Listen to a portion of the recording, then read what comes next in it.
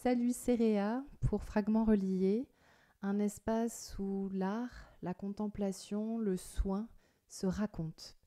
Aujourd'hui, j'avais envie de vous raconter l'hypersensibilité telle que moi je la vis, telle que je l'ai vécue et telle qu'elle se vit maintenant, parce que c'est très différent. Dans l'enfance, ma façon d'être sensible au monde, c'est une façon d'être très bruyante, je crois, de rire plutôt fort. Et quand je pleure, mais je vais me cacher pour pleurer parce que je me sens pas à l'aise avec cette émotion-là devant les autres. Et c'est quelque chose qui, j'ai l'impression à cette époque-là, appartient à un jardin intime qui n'a pas le droit de s'exprimer face aux autres. Et puis après, à l'adolescence, c'est très compliqué, puisqu'en fait, même rire devient trop fort. Pleurer, n'en parlons pas. Et tout ça est vécu comme une grande faiblesse pour moi, puisque je ne peux pas être qui je suis devant tout le monde. Et comme je suis un peu décalée, un peu différente, j'ai ce côté artiste que je ne sais nommer que maintenant, mais qui à l'époque n'est pas clair ni pour moi, ni pour les autres, et encore moins pour mes parents, même s'ils me côtoient régulièrement et que je chante dans la voiture non-stop pendant 12 heures de route.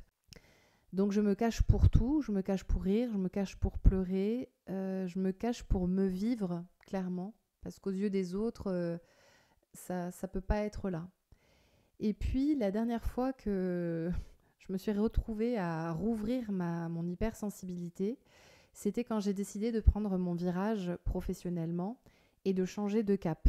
Donc je suis passée du soin à l'art, mais quelque part, en fait, le soin me suit toujours et il y a quelque chose de l'ordre de la réparation dans ce que je fais, puisque maintenant je pratique le kintsugi, avant j'étais infirmière. Et dans cette transition-là, il y a eu beaucoup de révélations suite à des tests de personnalité, des évaluations cognitives, etc. Et en fait, un ami m'avait prévenu en suivant un peu le même chemin. Il m'avait dit, tu vas voir, ça va prendre 1 an à digérer. Pendant 6 mois, tu vas extrêmement mal le vivre parce que, et c'est vrai, je l'ai vraiment vécu comme une perception handicapante de moi-même, d'être pas adaptée à ce que la normalité de la société attend de toi, dans ton travail, dans une certaine vision de la stabilité, dans une certaine discrétion, notamment sur, en plus, le genre féminin, enfin que la femme, on l'attend clairement au tournant et on ne doit pas être celle qui ouvre trop sa bouche pour parler. Donc ça a été quand même un virage pour moi de comprendre qu'en fait, j'avais baissé le volume, mais complet, de qui j'étais. Mais dans ma vie perso, dans ma vie pro, ça touchait, ça rayonnait sur tout. Et j'aime beaucoup ce que dit Brené Brown dans un travail qu'elle fait sur la vulnérabilité. J'adore le travail de Brené Brown et j'essaierai de vous mettre le lien de son travail. Elle a sorti un livre qui s'appelle Le pouvoir de la vulnérabilité et qui pour moi a été une révélation, mais à l'époque, c'est comme si je ne pouvais pas m'autoriser encore de pouvoir le vivre pleinement. Et c'est quand j'ai fait ma reconversion que là, il y a tout qui s'est réouvert. Et je me suis dit, ok, j'ai plus du tout envie de fermer la porte là-dessus. Et c'est donc à l'âge adulte que mon hypersensibilité, en tout cas ma sensibilité tout court, parce que j'ai pas tout à fait envie de dire hyper, mais je vais y revenir plus tard, ma sensibilité a pu se réouvrir et quoi de mieux que d'être dans l'art pour vivre pleinement sa sensibilité sans passer pour un allumé. Ce qui est intéressant, c'est que dans ma reconversion, je percevais de moi certaines choses comme étant chiantes. Par exemple, je suis quelqu'un de très minutieux. Et là, tout d'un coup, dans cette formation d'artisanat d'art qui était l'ébénisterie, on m'a dit ah non, non, non, mais t'es pas du tout chiante. Tu vas être une bonne professionnelle parce que la minutie, c'est quelque chose d'indispensable quand on travaille les métiers d'art, les métiers d'artisanat. Et donc, j'ai découvert que c'était pas parce que j'étais pas assez bien que ça se passait pas correctement dans mon travail, mais c'était plutôt parce que j'étais pas au bon endroit de travail que ma sensibilité et ma façon de travailler ne pouvaient pas correspondre. On me disait toujours, tu prends les choses trop à cœur, t'es trop appliqué dans ce que tu fais. Enfin, franchement, en fait, oui, c'est vrai, hein. Moi, un pansement qui est joli, c'est un pansement qui est encore mieux que juste un pansement bien fait. C'est comme ça que je vivais mon métier d'infirmière, en fait. C'est vrai que pendant très longtemps, j'ai cru que j'étais trop sensible, trop fragile. Je sais pas, que je pleurais trop, que je riais trop fort. J'ai cru tout ça. Et en fait, j'ai compris que c'était ma manière à moi d'être vivante. Et au lieu de me dire que je ressentais trop, je me suis demandé si c'était pas plutôt que notre société a appris à rester comme anesthésiée par rapport à tout ce qui lui passe dessus depuis plusieurs décennies maintenant. On est dans quelque chose de très douloureux dans notre rapport à la vie du quotidien. Y a beaucoup de choses en ce moment qui sont très douloureuses à vivre pour beaucoup de gens. Qui n'ont pas assez de moyens pour vivre correctement. Il y a eu des bascules pour beaucoup de gens. D'un point de vue de la santé, on n'a jamais connu autant de cancers. Donc la vie est difficile à tellement d'endroits. Et en fait, je me rends compte que tout ça, c'est comme si tout concourait à ce que le volume soit baissé. C'est-à-dire que on finit tellement par fermer nos bouches, à ne plus rien dire, à tenter des choses, mais on se fait écraser, à essayer de se faire entendre, mais tout de suite on va se faire qualifier d'extrême, en fait. Tout de suite on bascule de l'autre côté. Je pense à la cause féministe, je pense récemment à la loi du plomb, je pense à toutes ces choses qui tout de suite vont être taclées de c'est oui ou c'est non, c'est blanc ou c'est noir. Il n'y a plus de nuances. Et moi je trouve que dans la sensibilité, on ramène de la nuance. Ce qui est paradoxal parce qu'on pourrait dire on ressent trop fort, etc. Mais en fait, c'est pas tant trop que une façon nuancée de comprendre la vie. C'est-à-dire que d'un seul coup, la joie n'est pas juste que de la joie. Ça peut être de la surprise, ça peut être de l'émerveillement. Vous voyez, c'est tout ce petit vocabulaire qu'on a oublié. Et c'est bien connu que quand on perd les mots, on perd une façon de s'exprimer, mais on perd aussi une façon de penser les choses, de penser le quotidien. Et moi, je crois qu'aujourd'hui, c'est ça qui nous manque cruellement, c'est d'arriver à verbaliser les choses. C'est que dans la colère, il n'y a pas juste de la haine, il y a de la colère, il y a de l'agacement, il y a de la gêne, il y a de l'embarras. Il y a beaucoup de choses qui nous échappent dans ce qu'on arrive à verbaliser. Et c'est pas simplement qu'on est trop, c'est qu'on a oublié comment on peut arriver à ressentir les choses de différentes façons, à différentes échelles. Et que parfois, il y a aussi des choses saines qui se passent dans l'extrême en termes de sensorialité. Quand on pleure devant un coucher de soleil, c'est quelque chose de merveilleux. C'est quelque chose que l'on enregistre en soi, c'est un souvenir que l'on va garder, qui va nous avoir marqué. En fait, j'ai l'impression que le fait de s'être coupé de cette sensorialité, de cette sensibilité-là, finalement, ça nous coupe aussi de notre radar intérieur. Je me suis rendu compte que sentir les choses, apprendre à les reconnaître, c'est sentir aussi comment le corps capte des informations. Et se couper de ça, c'est hyper grave en fait. C'est dramatique. Et il y a récemment des études qui sont sorties. Alors j'essaierai de retrouver pour le coup le lien de cette étude.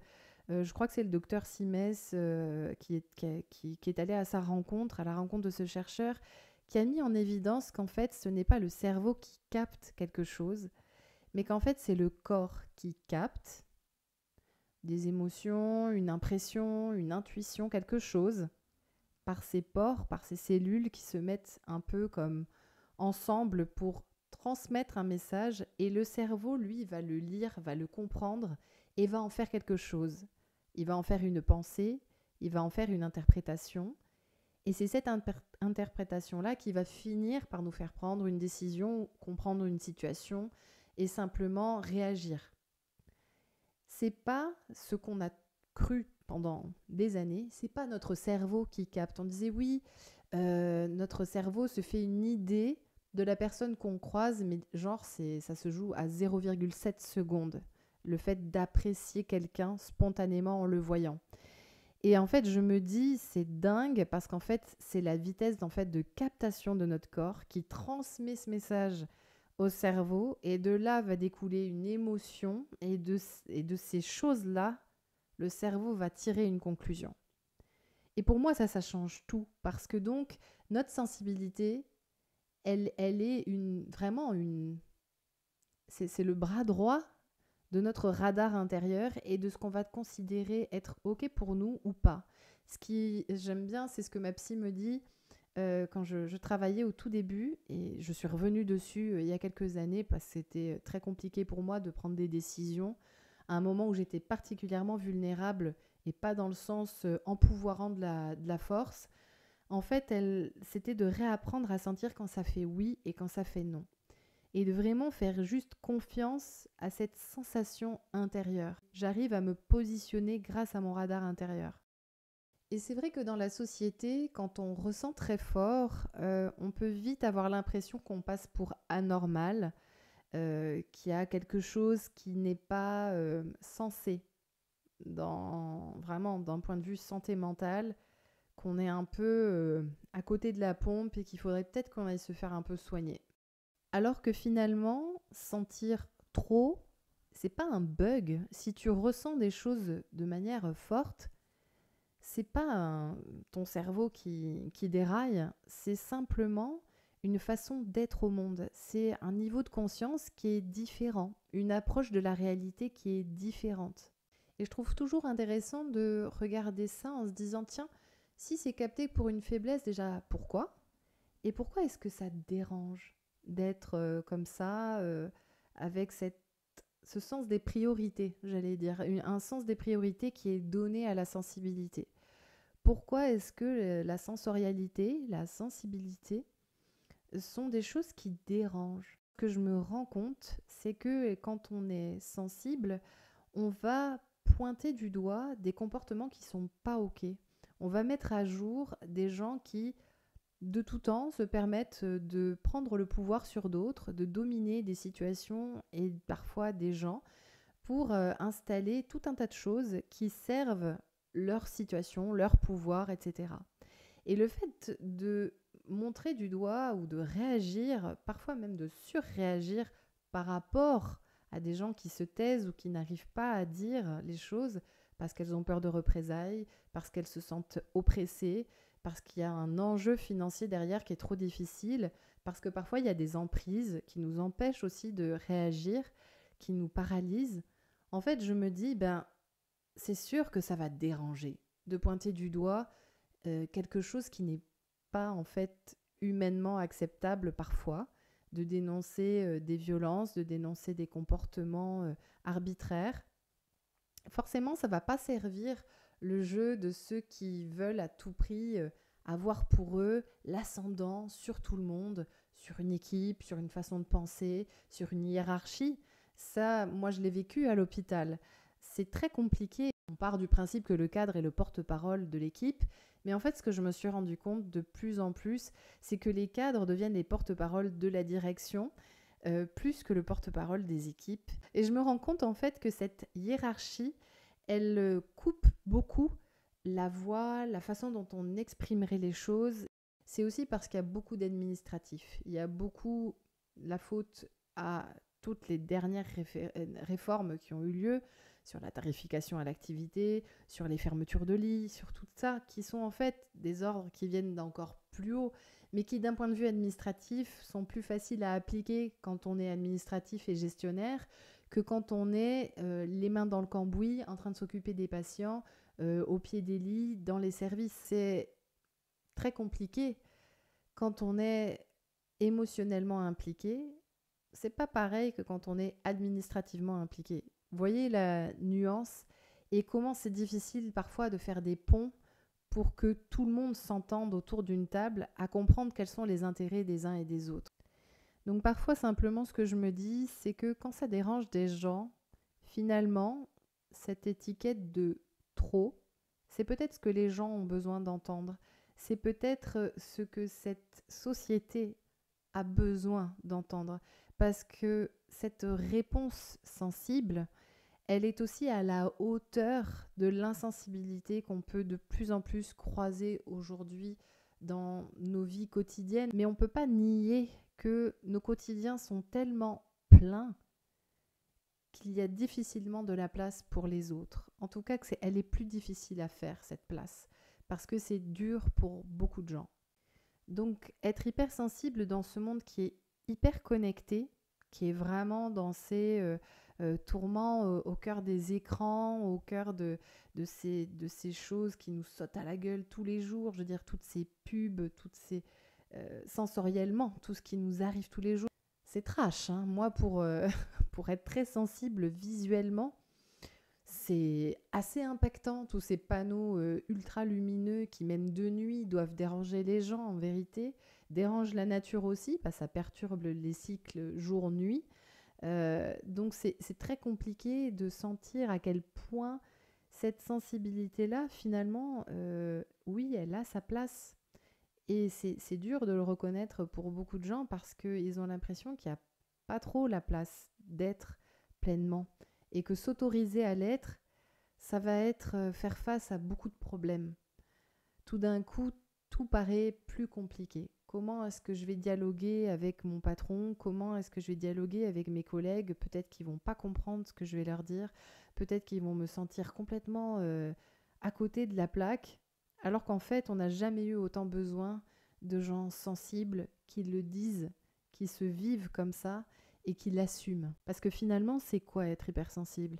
C'est juste être capable d'être touché, d'être capable de pleurer pour des gens qui se prennent dans les bras, pour un film qui va être beau, qui va nous rejoindre et qui va nous permettre cette petite fenêtre où on va s'autoriser à être juste dans le moment, juste là, pleinement, sans se soucier du regard des autres. Et je trouve que pour le coup, les salles de cinéma, c'est merveilleux pour ça, parce que finalement, on ne se regarde pas. On regarde l'écran, on se laisse habiter par cette émotion, et parfois, dans le noir de la salle, on peut plus facilement s'autoriser à verser quelques larmes. Surtout, je pense aux hommes, à qui on a beaucoup demandé de se retenir, et encore aujourd'hui, peut-être même plus qu'auparavant par le biais des réseaux, masculins, etc. C'est vrai qu'il y a une demande d'être tellement toujours plus fort, d'être plus viril, d'être plus résistant aux émotions, alors que se foutre la paix, c'est aussi pas mal, hein. On a le droit de se foutre la paix. Je crois sincèrement que l'hypersensibilité, le fait de se vivre comme sensible, comme des êtres sensoriels connectés à une certaine part animale en nous de ce côté-là, je crois que c'est pas mal aussi de se foutre la paix là-dessus. Pour tout ce qu'on ne te pardonne plus aujourd'hui comme pas de côté que tu vas faire, et s'en foutre, parfois, ça fait du bien. Parce qu'on nous demande d'être performant tout le temps. Et en fait, la performance et la sensibilité, ça va pas ensemble. Ça peut pas être ensemble. Je peux pas être performant et hypersensible à la fois dans ce qu'on entend de performant, c'est-à-dire faire du chiffre, etc. Moi, ça va être, je vis à 100% qui je suis. Et je crois profondément que l'hypersensibilité, elle permet ça aussi. Elle permet simplement de se rencontrer davantage, de savoir encore mieux qui je suis. Et le fait de mieux me connaître va me permettre aussi de mieux connaître les autres, d'être plus compréhensif, d'être un peu plus tolérant, et donc de m'en foutre un petit peu plus de ce que vont penser les autres. Donc ce que va me proposer l'hypersensibilité finalement, c'est de ralentir. Parce que si j'ai pas la place de vivre ma sensibilité, que je suis toujours au taquet, c'est sûr que ça peut pas se vivre. Toute cette urgence-là, si je peux ralentir et si moi je vais m'autoriser à faire ça, ben en fait je vais aussi autoriser les autres à pouvoir penser ça, à pouvoir vivre plus lentement, à pouvoir vivre plus tranquillement leur vie personnelle, leurs émotions, à ralentir. Et du coup, à moins céder à l'urgence et à acheter n'importe quoi parce qu'il faut que je le fasse vite et de ne pas me permettre de réfléchir à qu'est-ce qui va être plus respectueux pour moi, pour mon enfant, pour la planète, qu'est-ce qui va être plus OK. dans mes valeurs. Et ça, si je prends pas le temps de le faire, en fait, je vais me bafouer et je vais pas me sentir bien. Et je vais me dire, oh ouais, mais en même temps, je suis tellement surchargée. Et c'est ok, hein. Il y a des moments où on n'a pas le choix de faire comme ça. Mais parfois, juste ouvrir une petite fenêtre et se dire, ouh là là, là, je suis trop en stress, il va falloir baisser les priorités, baisser la charge mentale, revenir un peu à l'essentiel, faire le tri des choses et me dire, est-ce que je peux me simplifier la vie? Ben, cet espace-là, pour moi, hein, ça représente un espace de résistance. Ça représente peut-être pas grand-chose et peut-être que certains d'entre vous se reconnaîtront pas là-dedans, mais je trouve que respirer dans sa sensibilité, dans ces endroits-là, pour moi, ça peut vraiment engager un virage d'une certaine forme de résistance. Quelque part, la sensibilité, elle me permet aussi de rentrer en relation avec le vivant. C'est une notion qui me tient très à cœur et j'aime même pas le mot de dire notion. Le vivant, pour moi, c'est quelque chose dont je fais partie. Il n'y a pas la nature et moi, il n'y a pas les animaux et moi. En fait, je suis complètement immergée dedans, j'en fais complètement partie. Et je comprends que l'écologie que je vois à l'extérieur, c'est-à-dire cette vivance de tous ces organismes ensemble, c'est ce qui se vit aussi à l'intérieur de moi. Il y a tout un écosystème, cet écosystème qui est interne. En fait, ma sensibilité, elle me permet de capter ça.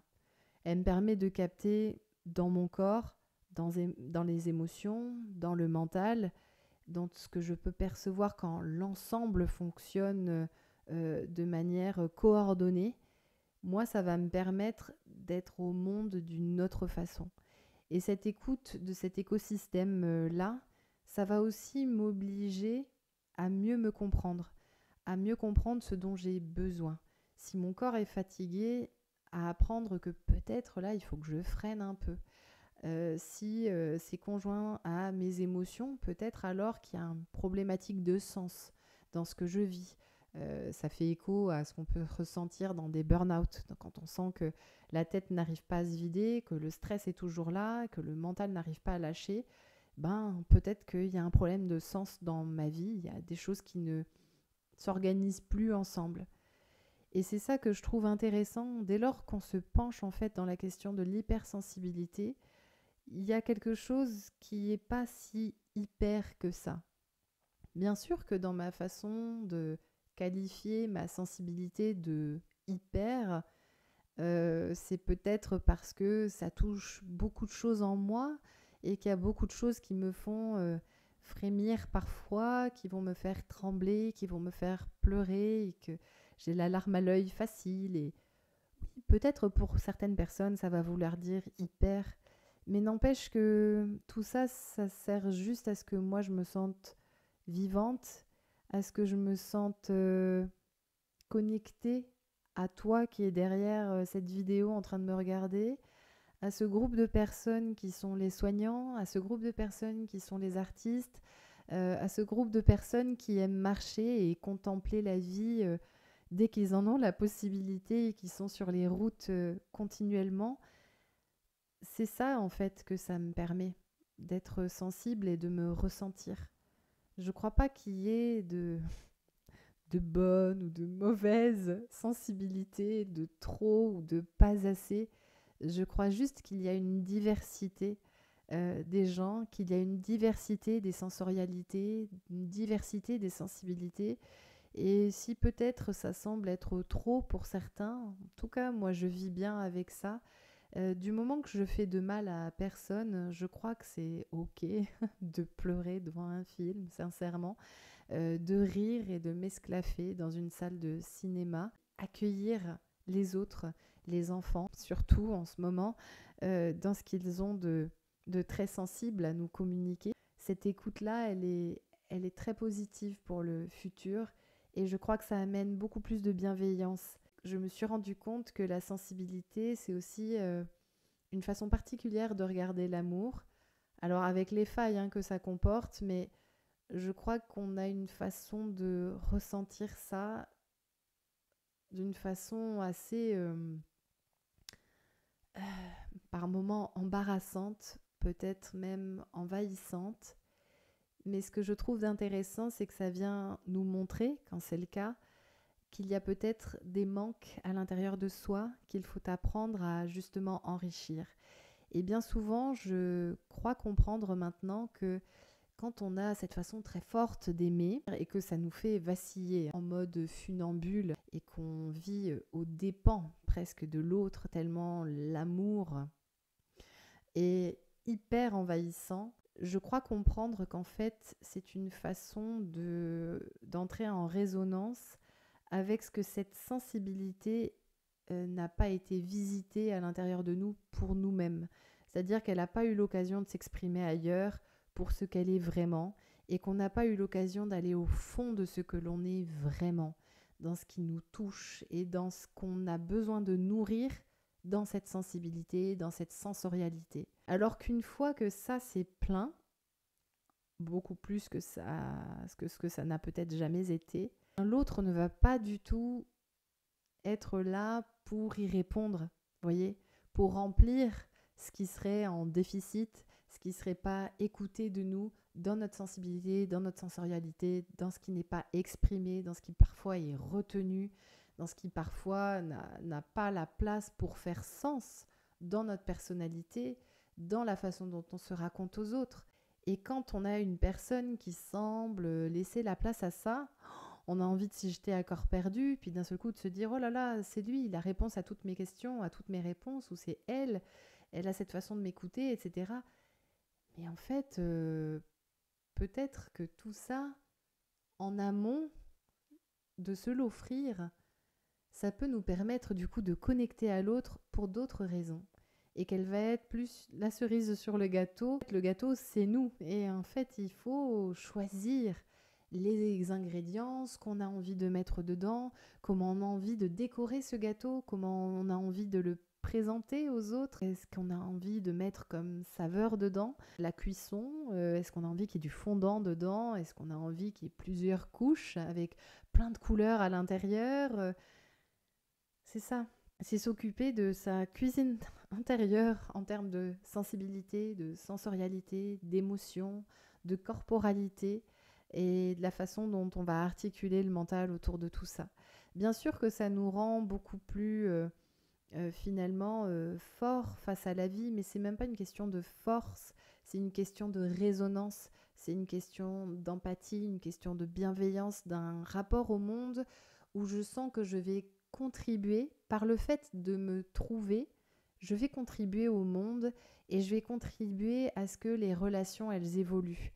Et quelque part, petit à petit, à changer le monde dans notre façon de communiquer, de s'écouter, de se parler, de se respecter soi-même, d'être digne de soi et de continuer d'avancer pour que ce monde ressemble à quelque chose de beaucoup plus coloré, mélangé, et que ça soit pas un sujet, que ça soit pas un hyper, que ça soit pas un truc en plus, un trop plein, une anomalie, que ça soit pas un handicap, que ça soit pas une étiquette, tout simplement. Alors si cette vidéo t'a plu, je t'invite à t'abonner pour qu'il y ait de nouveau des épisodes de fragments reliés qui puissent exister. Je t'invite aussi à t'inscrire à la newsletter. Il y aura le lien dans la barre d'infos. Et voilà, j'ai hâte qu'on se retrouve pour un prochain épisode des fragments reliés. En attendant, prends bien soin de toi et à très bientôt. Ciao!